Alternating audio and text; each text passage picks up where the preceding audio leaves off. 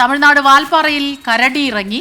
റോഡരികിലെ സുരക്ഷാ കൈവരിയിലൂടെ നടന്നു നീങ്ങുന്ന കരടിയുടെ ദൃശ്യങ്ങൾ 24-ന് ലഭിച്ചു. ഈ മേഖലയിലൂടെ യാത്ര ചെയ്യുന്നവർ ജാഗ്രത പുലർത്തണമെന്ന് തമിഴ്നാട് വനം വകുപ്പ് മുന്നറിയിപ്പ് നൽകിയിട്ടുണ്ട്. സൂരജ് സജിയാണ് തൃശ്ശൂരിൽ നിന്ന് വിവരങ്ങളുമായി ചേരുന്നത്. Sooraj, good morning. സൂരജ്, ഇതിപ്പോൾ കരടിയുടെ സാന്നിധ്യം റിപ്പോർട്ട് ചെയ്യപ്പെടുകയാണല്ലോ. ഇതെപ്പോഴാണ് ഈ സംഭവം ഉണ്ടായത്? ജാഗ്രതാ നിർദ്ദേശം കൂടി വരുന്നുണ്ട്. നല്ല തിരക്കുള്ളൊരു റോഡല്ലേ ഇത്?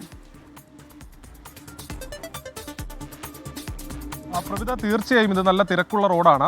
ഈ കേരള തമിഴ്നാട് അതിർത്തിയാണ്. അതുകൊണ്ട് തന്നെ ഈ അന്തർ സംസ്ഥാന പാതയായതുകൊണ്ട് നിരവധി പേരാണ് ഈ മേഖലയിലൂടെ കടന്നു പോകുന്നത്. ഇന്നലെ വൈകുന്നേരം 6-നും 6:30-ക്കും ഇടയ്ക്കാണ് ഈ വാൽപ്പാറയിൽ അലിയാർ എന്ന് പറയുന്ന സ്ഥലത്ത് വെച്ച് ഈ കരടിയുടെ സാന്നിധ്യം സ്ഥിരീകരിക്കുന്നത്. ഈ കരടി ഈ സുരക്ഷാ കൈവരിയിലൂടെ നടന്നു പോവുകയായിരുന്നു. അതിൻ്റെ ദൃശ്യങ്ങൾ ഈ കാറിൽ സഞ്ചരിച്ച ഒരു വിനോദസഞ്ചാര സംഘം തന്നെയാണ് ഇത് പകർത്തിയത്. പിന്നീട് വനംവകുപ്പിന് വിവരമറിയിക്കുകയും ചെയ്തു.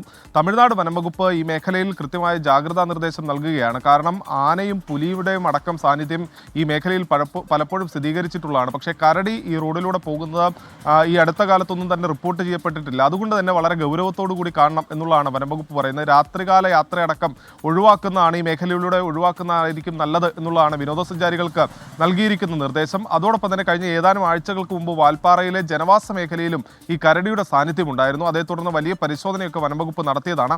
അതിനിടയിലാണ് ഇപ്പോൾ ഈ പ്രധാന പാതയുടെ അരികിൽ തന്നെ ഈ കരടിയെ കണ്ടെത്തിയിരിക്കുന്നത്. ഈ പശ്ചാത്തലത്തിൽ ഈ യാത്രികർ അടക്കം വലിയ ജാഗ്രത പുലർത്തണമെന്ന നിർദ്ദേശമാണ് തമിഴ്നാട് വനംവകുപ്പ് മുന്നോട്ട് വച്ചിരിക്കുന്ന. പ്രവിധ. ശരി, സൂരജ് സജിയാണ് വിവരങ്ങൾ നൽകിയത്.